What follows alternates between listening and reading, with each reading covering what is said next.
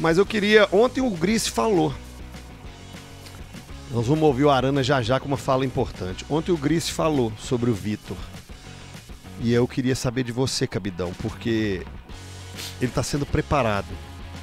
Eu acho que ele se prepara e ele está sendo preparado. O Rodrigo Caetano pode fazer uma transição, pode ajudá-lo na transição. Gosta do nome? Pra ser efetivado? Isso. Não. Como diretor. Não.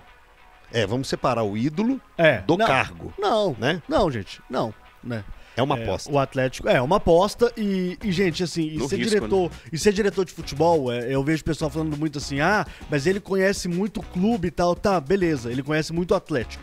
E o mercado. Ele conhece muito o Atlético Mineiro. Mas e os outros clubes? O mercado, como funciona, é uma nova função. Sabe negociar. Qual a relação dele com os empresários? É uma situação completamente diferente. O Rodrigo Caetano tá nesse pique há quanto tempo? Pra mim, o Atlético ele precisa hoje de um gestor, um dirigente, um diretor de futebol Tarimbado, da elite né? do futebol brasileiro. O Atlético hoje, ele tem os maiores orçamentos do futebol brasileiro, ele precisa ter esse cara. Agora, até que se encontre esse nome, CJ, eu não vejo problema nenhum em deixar o Vitor como um interino ali. Um gerente interino. Não tem problema nenhum. Mas o interino eu acho que é um problema. Porque você não dá autonomia suficiente pro Vitor trabalhar também. Eu acho que se fosse para decidir pelo Vitor, que fosse definitivo mesmo. E caso no meio do percurso percebessem que o Vitor não tem experiência suficiente para assumir esse cargo, que é quase um CEO do futebol, né? Porque o Bruno Musi fica mais na parte financeira e tal. E esse cara, esse diretor, o Rodrigo, era praticamente um CEO do futebol no Atlético. A grande questão é que não existem nomes grandes como o Cabido sugeriu, não existe esses nomes. E aí eu até fiquei pensando, ontem o Gris falou sobre isso, entre trazer algumas possibilidades, o Vitor talvez seja... O Vitor tá 3 anos com o Rodrigo, 3 anos junto com o Rodrigo, é um tempo, é um grande estágio. Se ele está preparado ou não, só testando. E aí o cara... o que a gente fica sabendo, ele tem um bom relacionamento com os atletas, tem um bom relacionamento com a diretoria. Claro que isso não é o suficiente. É um cara, muito respeitado no meio do futebol como pessoa. Isso também é importante. Cara, para trazer o nome por trazer, eu não tenho dúvida que é melhor o Vitor. Agora, se descobrir um grande nome, aí a gente começa a discutir. Paulo Brax ou Vitor? Cara, o Brax também não é... Quantos anos que ele tem de futebol? 10 anos? Mas ele já foi experimentado. 8 anos? Ele teve América, Inter e Vasco. Eu acho um bom nome. Não acho o Brax um nome ruim. É uma opção. Eu entendi o que você falou. E faz sentido na calça de veludo ou bunda de fora no seguinte... o Vitor vai, não vai. Ou é ou não é. Ou dá autonomia... ou mantém ele como gerente. Interino vai não. Ficar interino até não. achar outro, aí não faz sentido. Não faz sentido nem pra ele, nem pro clube. Internamente, Grissola, vou passar a bola pra você. Internamente, ele conhece o clube mais que todos que vierem. E fica a dúvida ou questionamento sobre ele pro mercado, com empresários, com outros clubes. Essa relação fora Atlético. Mas isso, gente, tem que começar uma hora ou outra. Eu não acho de todo ruim uma efetivação do Vitor, não.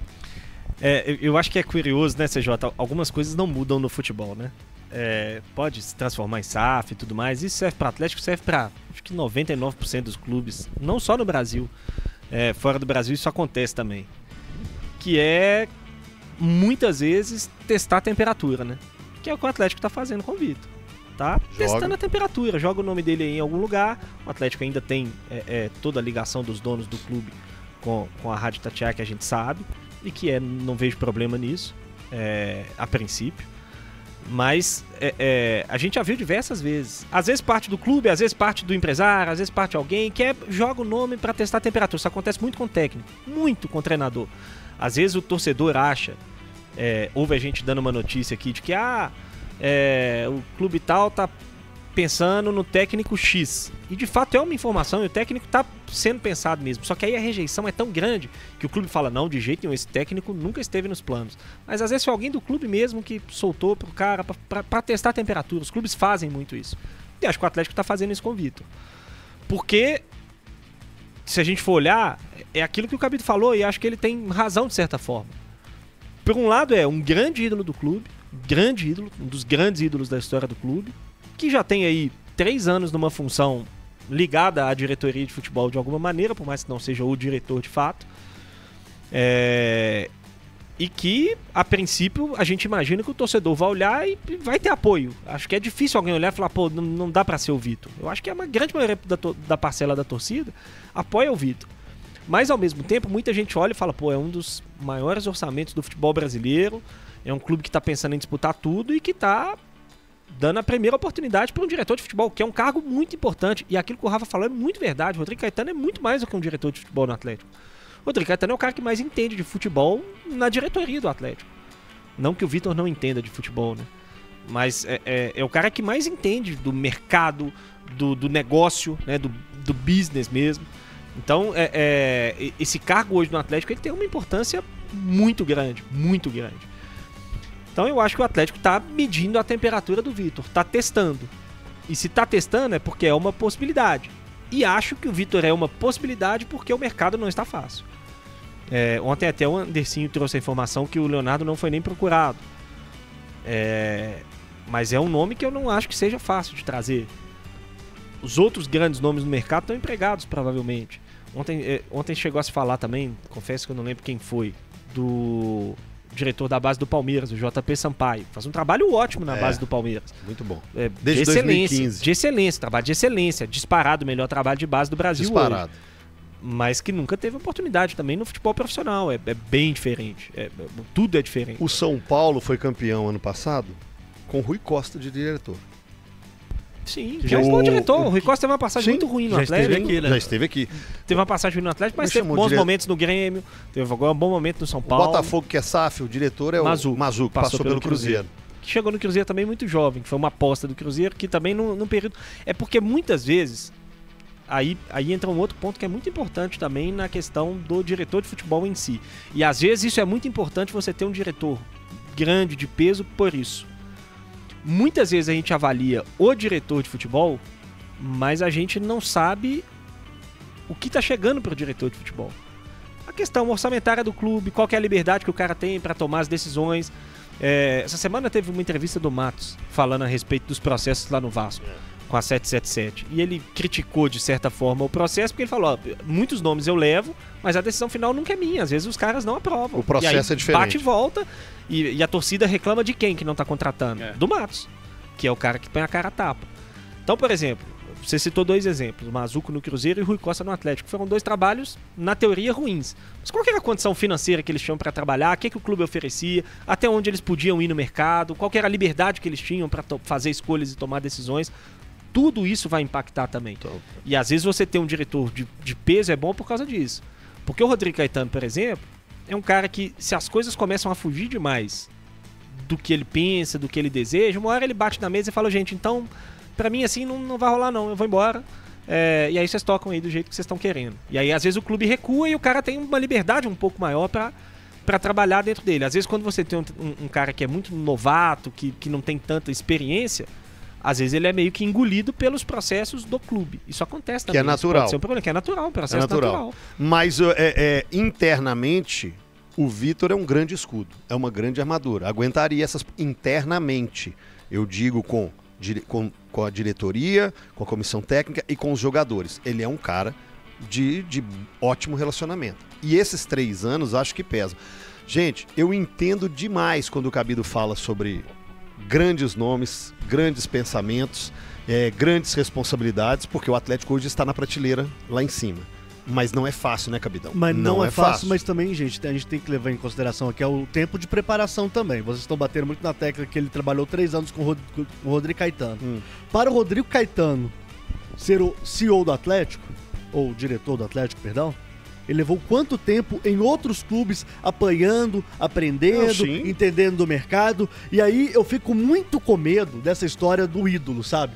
Do cara ser o ídolo, dele ser um baita de um escudo para os donos da SAF, e no fim, só ele que vai apanhar. E isso me preocupa, tá? Precisamos de um saco de pancadas. Eu acredito sim que o Vitor pode ter essa condição, eu só acho que ainda não. Para ele chegar como CEO do Atlético, na minha visão, tá, gente, de meritocracia, diretor, etc., ele tem que passar por algum lugar antes, na minha avaliação. Assim como antes ele foi um goleiro do Paulista de Jundiaí, depois ele foi pro Grêmio, depois ele foi pro Atlético, né? É natural que aconteça isso. Ele não pode queimar etapas, né? Esse é o ideal, ideal, ele se preparou, fez vários cursos, né? Tá 3 anos. Assim, o diferente é colocar o Hever, que acabou de aposentar, num cargo desse. O Vitor já vem com uma bagagem executiva, gente. Não tô falando que é o ideal, não. A discussão é boa, a discussão é válida. Porque fica parecendo que o Vitor é o nome ideal. Não, a discussão é boa. Entendeu? O nome ideal é o que vai dar certo. A gente não tem como saber hoje. Se o Vitor fizer um trabalho bom, todo mundo vai falar que foi um acerto. Se o Vitor fizer um trabalho ruim, todo mundo vai falar que foi um erro. E o mesmo serve pro Leonardo, o mesmo serve pra qualquer outro. E no futebol... Tudo é aposta. Tudo é aposta. Tá vendo? Participa aí no 993169898. Dê a sua opinião. A resenha aqui é tão boa. Nós tínhamos que falar aqui o Filipão, nós tínhamos que falar do Arana. Assim como quando nos tempos de goleiro, o que vai definir se o Vitor é bom ou ruim é se a bola entrou na casinha ou não entrou. No final das contas é tudo sobre isso, sempre. Mas ué. É o que vai balizar, é um esporte. O objetivo do esporte é ganhar. Se ganhou é bom, se perdeu é ruim. Mas o processo importa. Sim, é claro que importa. Eu não tô... Essa resenha tá ironizando. Longe de mim diminuir o processo. Não, mas ele tá ironizando. Lógico que ele tá ironizando. Não tá. Longe de mim diminuir o processo. Porque a gente, várias vezes nas derrotas aqui, nós elogiamos. Nós elogiamos o trabalho mesmo perdendo. Essa é uma coisa que eu brigo... Mas ele falou de um geral. O Cris tá falando de um geral. A avaliação geral é essa. No final das contas, dentro do clube e fora do clube. Mas vamos aproveitar o microfone pra gente tentar mudar essa resenha, que é uma briga, né? Do imediatismo, do Mas a gente tem feito, nós elogiamos vários trabalhos aqui com sequências de derrotas. Eu sei disso. É continuar fazendo. Se você tem convicção numa coisa que você vê que pode dar certo, mesmo perdendo no curto prazo. Perfeito. Ótimo!